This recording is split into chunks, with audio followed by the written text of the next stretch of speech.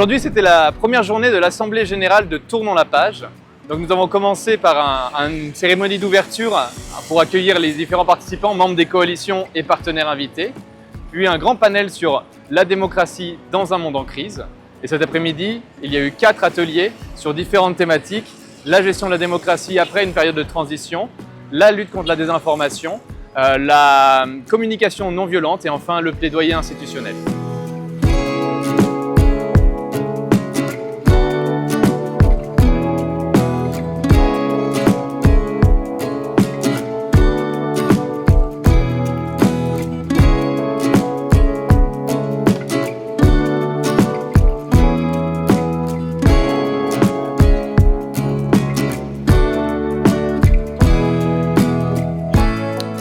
Aujourd'hui, nous avions eu comme activité pour ce deuxième jour de l'AG, nous avons parlé en matinée du Forum social mondial à venir au niveau du Bénin.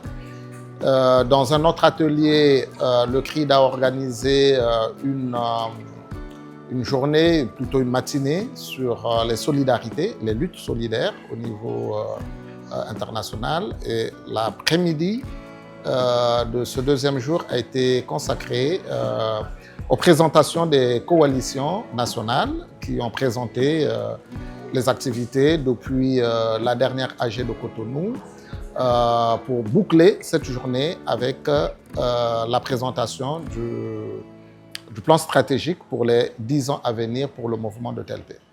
Alors l'importance, c'est de redéfinir un tout petit peu nos objectifs, de voir quels sont les objectifs spécifiques que nous allons avoir pour les 10 ans à venir et aussi réfléchir sur des indicateurs et réfléchir également sur des résultats que nous voulons atteindre au niveau de la campagne d'ici pour 10 ans et c'est ça le plus important.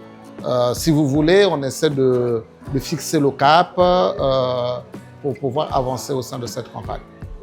De façon générale, quand on observe les objectifs spécifiques, les activités, les sous-tâches qui permettent de construire ce plan stratégique, qu'il soit décanal ou triennal, on a 3 choses.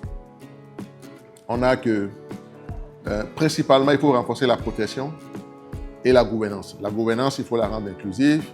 Il faut faire en sorte que ceux qui nous dirigent prennent conscience de l'obligation de redevabilité qu'ils ont envers les citoyens et le peuple.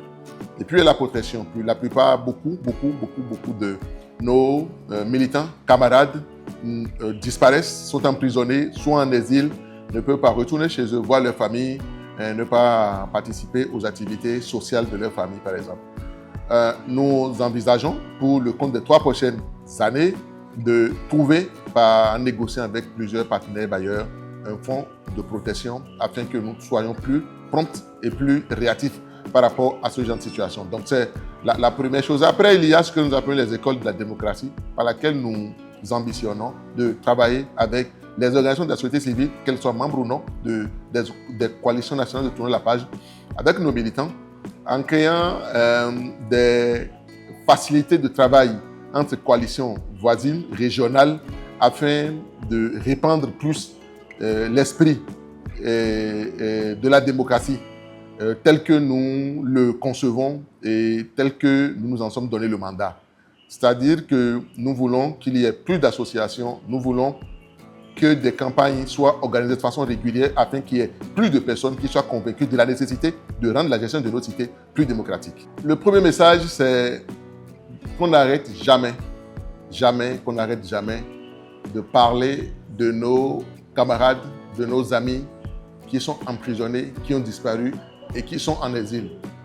Pour ceux qui sont en prison, on peut aller leur rendre visite. Ceux qui sont en exil, on peut les appeler au téléphone. Mais ceux qui ont disparu, dont on ne connaît pas le sort, je voudrais lancer ce message à l'endroit de nous tous et de dire à nous tous de ne jamais arrêter de parler d'eux. Après, je voudrais nous inviter à la solidarité. Plus nous sommes unis, solidaires entre nous, et plus nous avons de chances de gagner les batailles qui sont les nôtres. Personne ne nous a forcé à nous engager. C'est parce que nous avons une passion pour la vie juste, pour les droits humains, que nous sommes engagés. Et nous pouvons réussir que si nous sommes solidaires entre nous, sommes unis. Je voudrais nous inviter donc au partage, à la nécessité de nous encourager, de nous porter les uns les autres et de pouvoir travailler plus avec solidarité, avec nous-mêmes, afin de nous rendre plus forts, parce que sans être forts, il n'y a pas de chance que nous puissions gagner la bataille pour la démocratie, pour l'alternance, pour les droits humains, pour l'inclusivité et pour la bonne gouvernance.